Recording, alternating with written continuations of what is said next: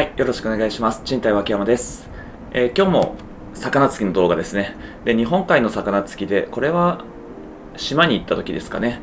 で、見てください、この景色。やっぱりこんなに綺麗な風景はやはり夏なのでね、こういった魚釣きとか自然の動画を上げたいなと思って今しばらく魚釣き動画をアップしています。で、今回はタイトルにある通り、石鯛祭りというところで、この時は石鯛をたくさんつけた回になるのかな。石鯛って結構魚釣きの前に魚釣りでもね人気の魚なんですけど、釣って楽しい、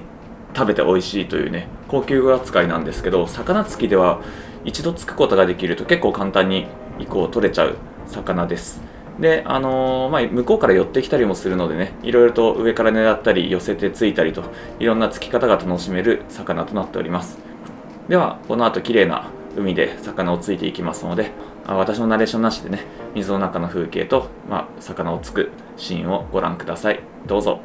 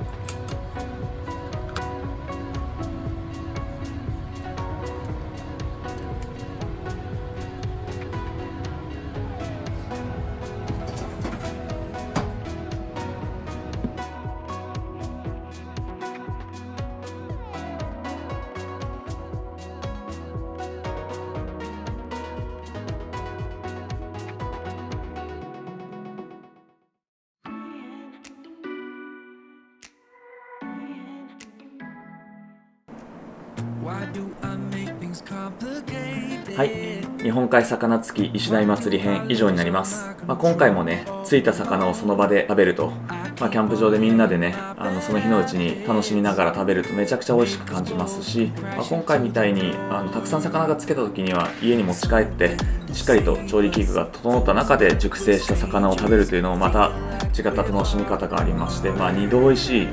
本当にいい趣味かなと思ってます。でもう少しだけね、夏ももうそろそろ終わりますけれども、